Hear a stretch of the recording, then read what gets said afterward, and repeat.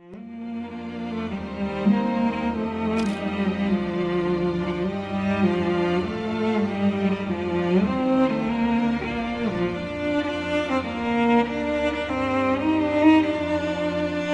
الله نفتح وبحمد الله نسبح ونصلي ونسلم على سيدنا محمد وقل الحمد لله وسلام على عباده الذين اصطفى.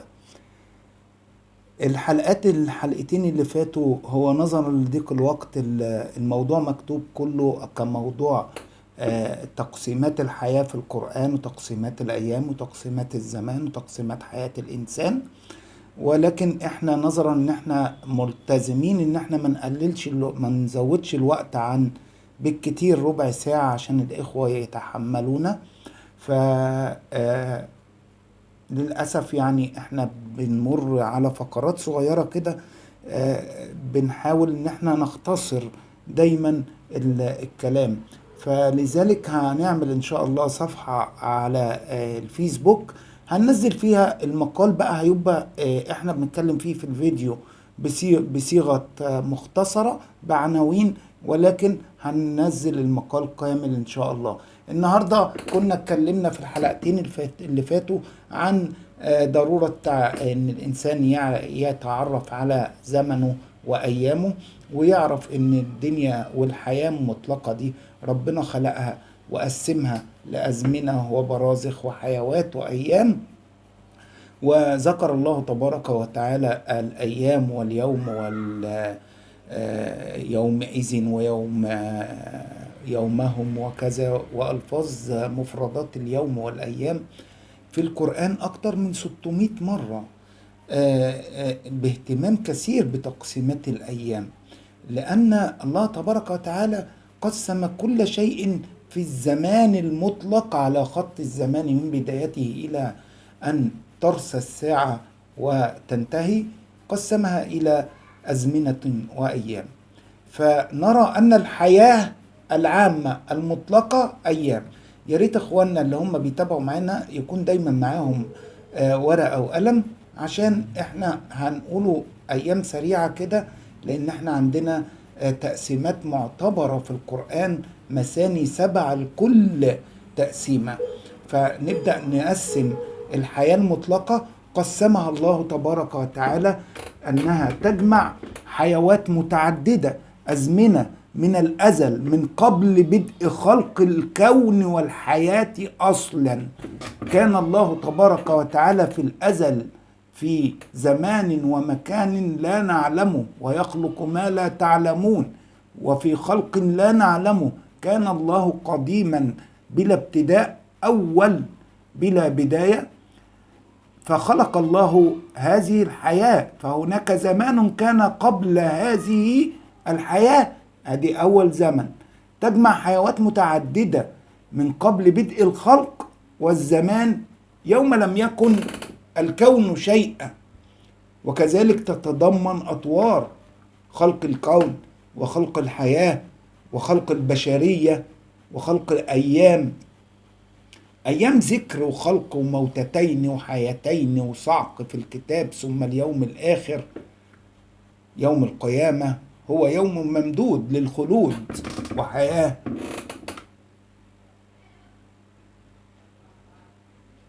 كذلك الحياة الدنيا أيامها تبدأ بيوم أرادها الله المريد الخالق الحكيم ابتداء، يوم كتبها في كتاب من قبل أن يبرأها، ويوم ذكر خلق الخليقة والخليفة قبل أن يجعله، ويوم لم يكن الإنسان شيئا، ويوم شاء الله وقضى الخالق خلقه بعلم ومشيئة، فخلق الأرض وقدر فيها أقواتها وأقوات من يحيا عليها ليوم يرثها الله تبارك وتعالى، وقدر أقدارها وأحداثها ومصائبها وما يصيبها، وكل قدر مقدورا لخلقه ليوم الدين قبل خلق الحياة عليها. والحياة أزمنة مقدرة يحياها الإنسان من يوم خلقه الله أول مرة. خلقكم جميعا من تراب، في أول طور مكتوب يمر به الإنسان مما سبق علمها في اللوح المحفوظ وفي القرآن، وهي أيام 7، أزمنة 7 في برازخ يحياها كل إنسان ذاكرا أو ناسيا. تتضمن أطوار الحياة البشرية أيام ذكر وأيام خلق وموتتين وحياتين وصعق ثم بعث في الكتاب. تشمل أطوار الخلق الأول وأطوار الموتة الأولى وبرازخ الحياة الدنيا على الأرض وأزمنتها، والموت وحياة برازخ الموتى وتوفي الأنفس حين موتها. وتشمل ما بعد ذلك من حياة يوم الصعق إلى يوم النشور، حياة ما بين الصعقتين.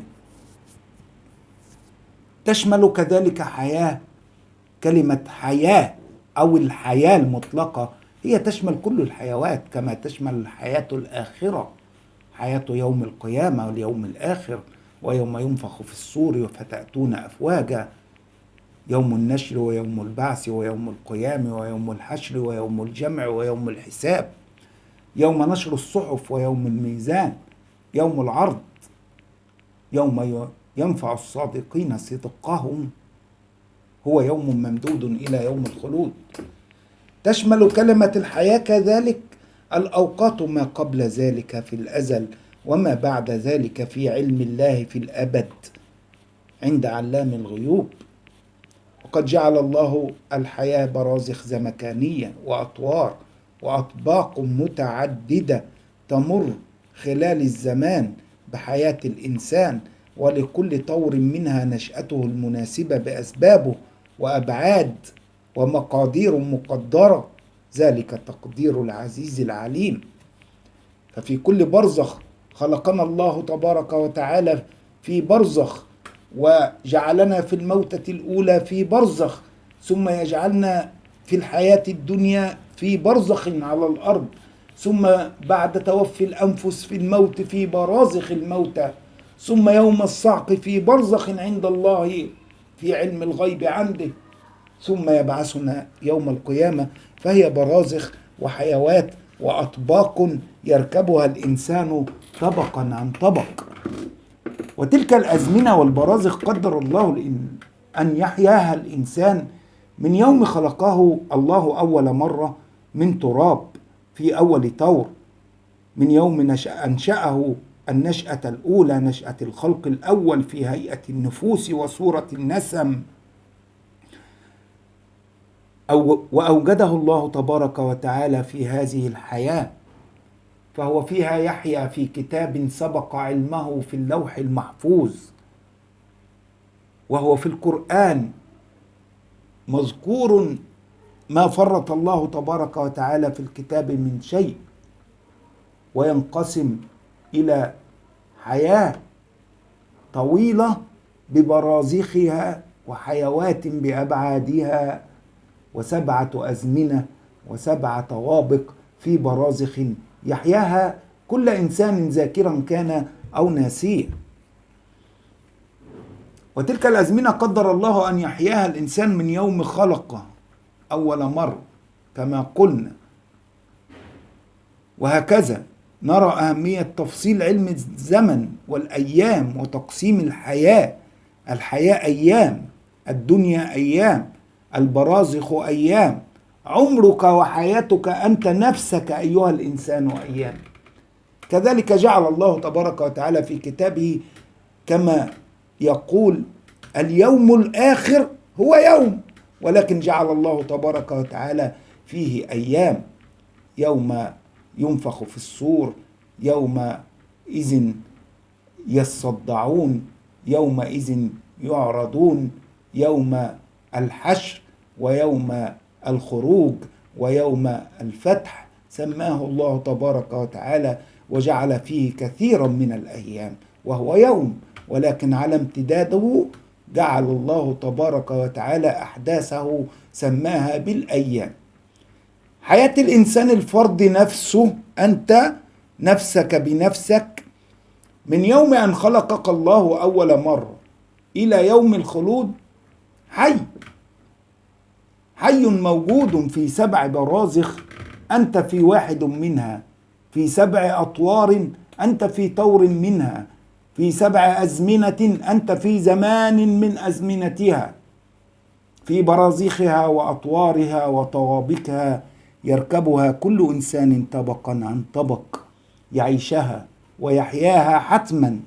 كل إنسان يكون فيها، ويكون في كل برزخ من برازخها أن ينشئه الله تبارك وتعالى بنشأة مناسبة لحياة برزخه، فيكون واعيا مدركا لنفسه ومدركا لما حوله، عاقلا مبصرا سميعا في أعلى وكامل مداركه وحواسه وشعوره، كيفما شاء الله له أن يحيا ويرزق في هذا البعد وهذا البرزخ.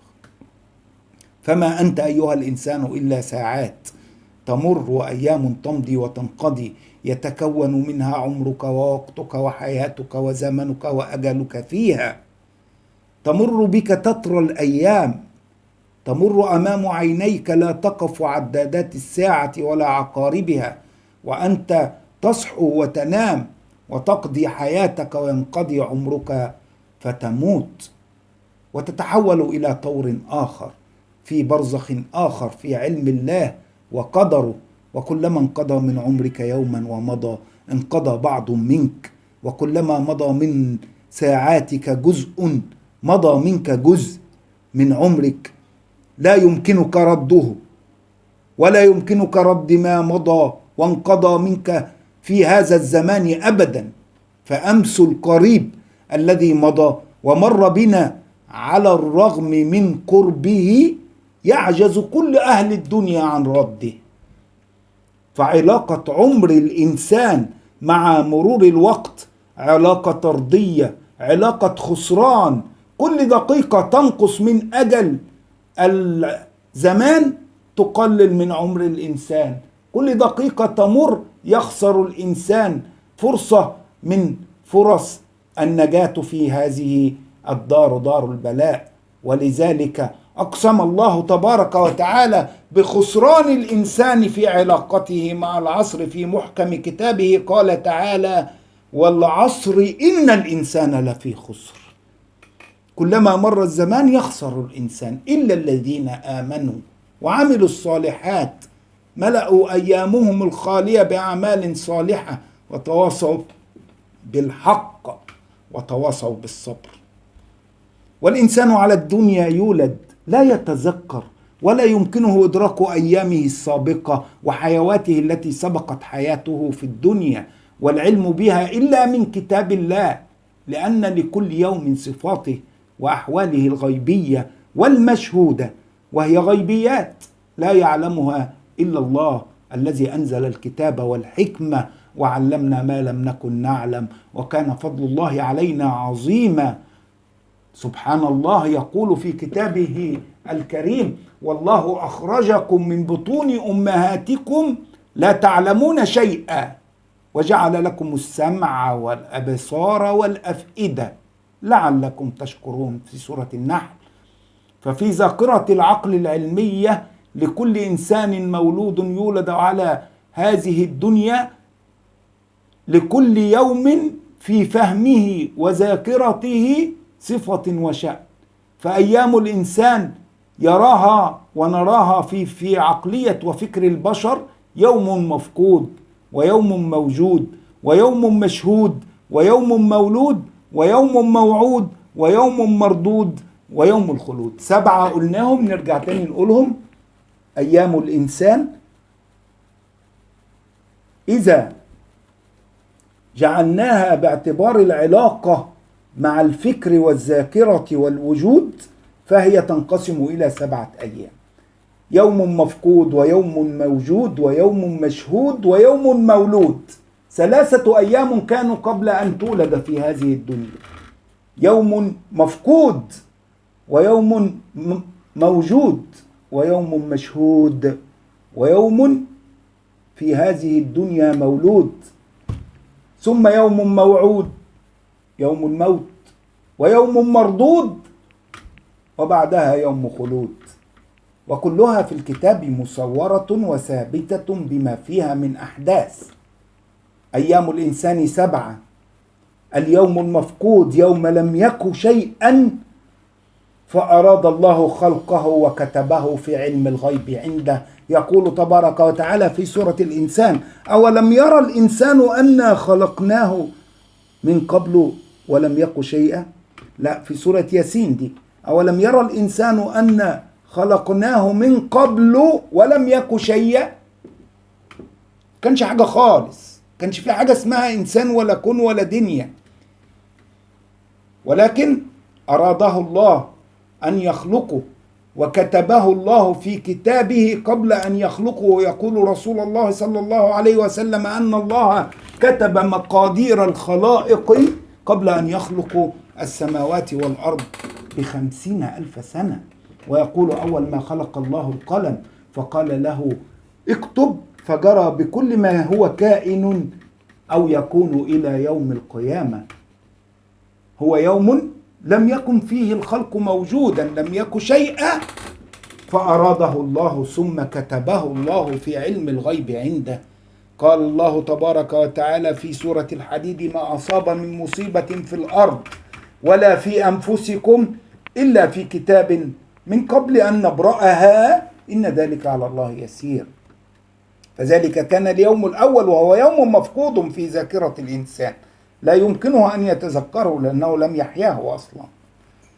اليوم الثاني نقول عليه يوم موجود ولكن لم يخلق بعد، فهو أصبح لما كتبه الله تبارك وتعالى في كتابه أصبح شيء موجود مكتوب في كتاب الله تبارك وتعالى لم يأتي بعد، ثم ذكره الله تبارك وتعالى فأصبح شيء موجود مكتوب ومذكور.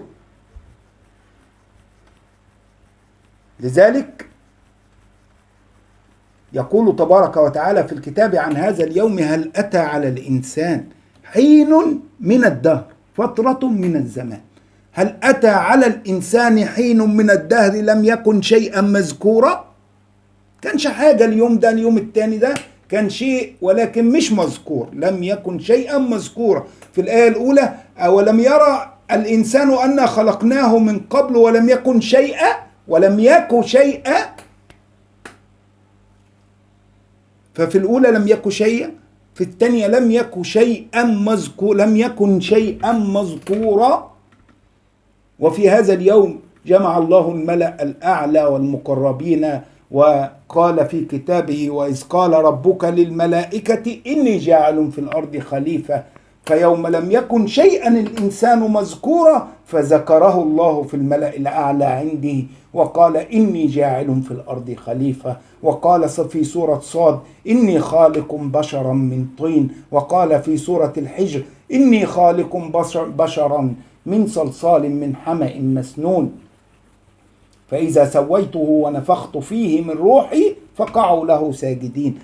مشهود أن هذا اليوم كان يوم قبل خلق الإنسان، لم يكن الإنسان موجودا في هذين اليومين. اليوم الثالث: يوم لم تكن شيئا موجودا مخلوقا فخلقك الله وأوجدك. وذلك هو ثالث أيام الإنسان الذي يحياها على هذه الدنيا. نقول فيها أنه اليوم المشهود. لماذا نسميه اليوم المشهود؟ لأن الله يوم أن خلق الإنسان جمع كل خلقه، جمع أحصاهم وعدهم عدا، خلق المستقدمين منكم والمستأخرين جميعا، كل نفس منفوسة. يوم الخلق الأول هو بداية العصر البشري على الأرض، خلق الله فيه البشرية جمعاء. هو يوم خلق الله البشرية الإنسانية من طين جميعا. هو يوم الخلق والشهادة وميثاق وعهد الله للبشر جميعا.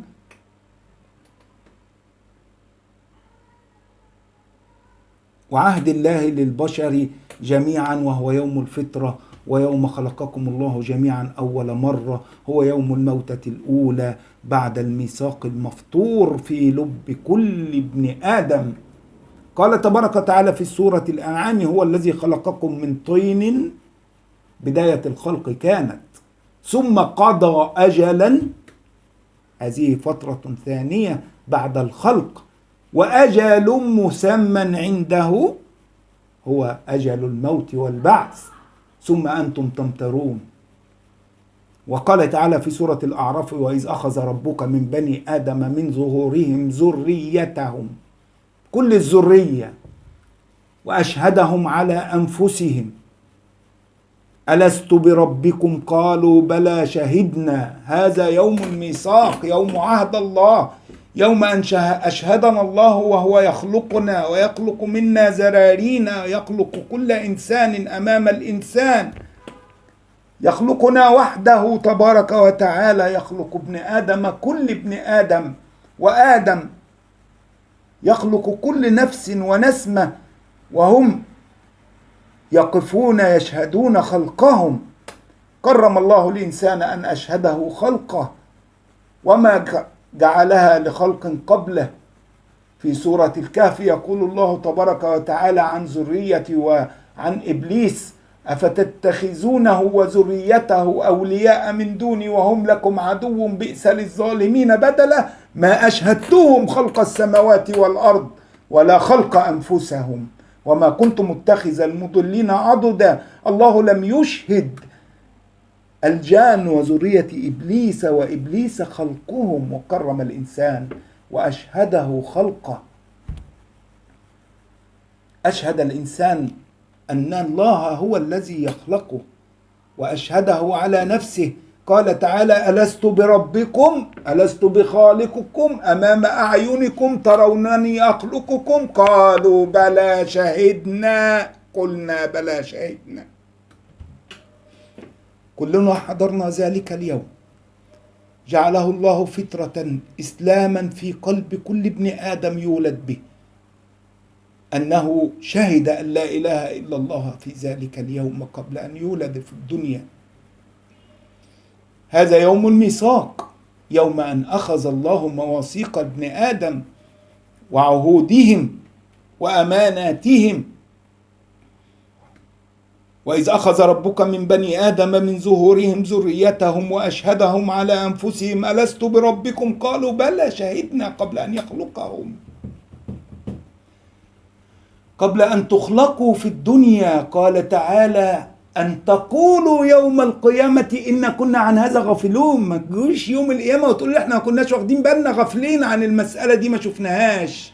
أو تقولوا إنما أشرك آباؤنا من قبل وكنا ذرية من بعدهم، أنتم كنتم قبل آبائكم شهدتم أن لا إله إلا الله، فلا حجة لكم بميراث الكفر من آبائكم.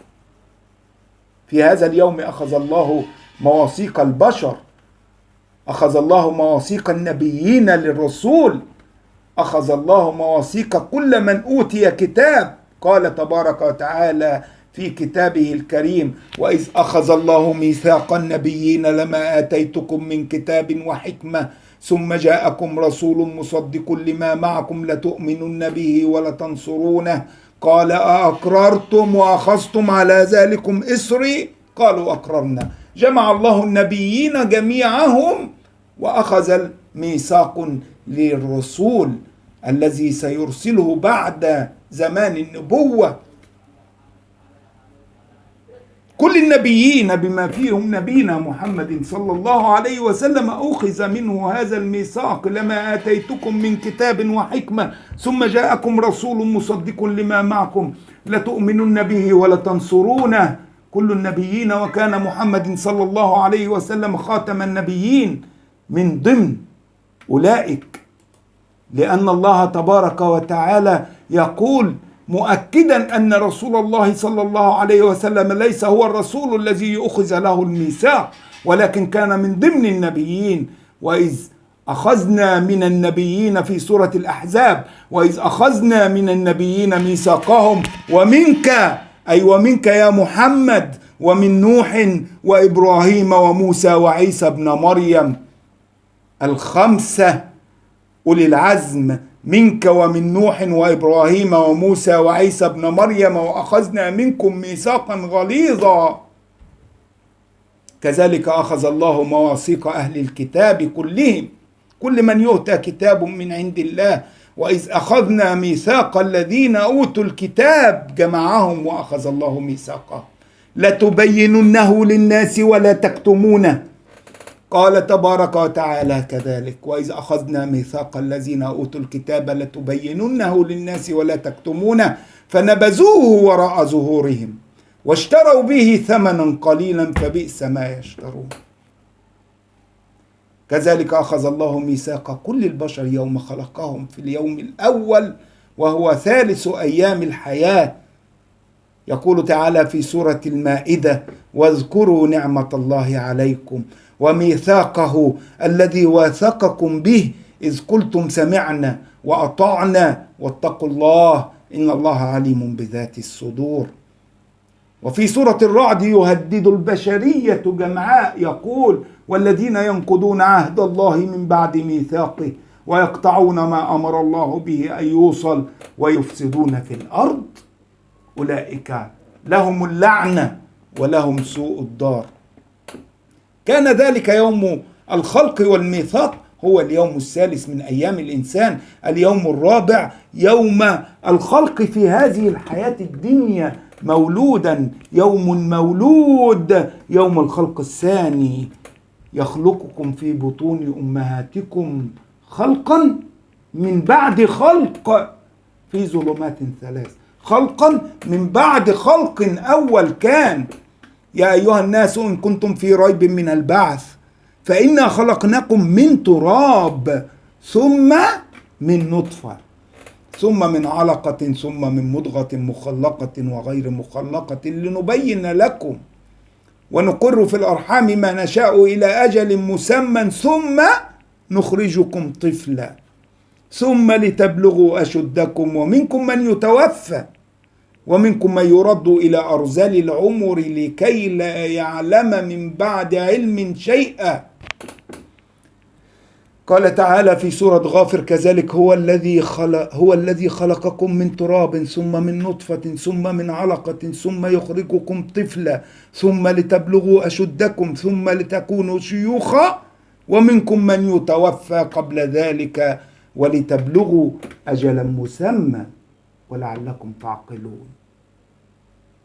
وفي سورة السجدة يقول تبارك وتعالى ذلك عالم الغيب والشهادة العزيز الرحيم الذي أحسن كل شيء خلقه وبدأ خلق الإنسان من طين، بدأ خلق كل إنسان من طين وبدأ خلق الإنسان من طين ثم جعل نسله من سلالة من ماء مهين ثم سواه ونفخ فيه من روحه وجعل لكم السمع والأبصار والأفئدة قليلا ما تشكرون.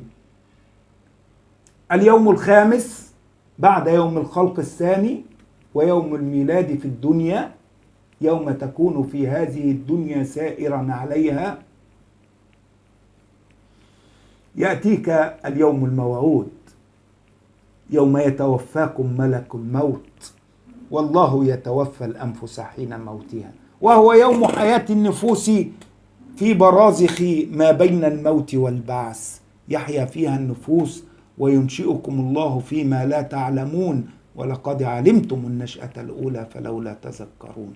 اليوم السادس هيكون يوم ما بين يوم الموت وما بين يوم القيامة.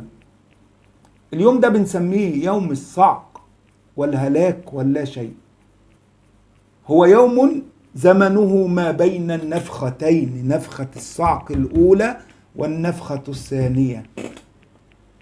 قال تبارك وتعالى في كتابه ونفخ في الصور فصعق من في السماوات والأرض إلا من شاء الله إلا من شاء ربك ثم نفخ فيه أخرى فإذا هم قيام ينظرون.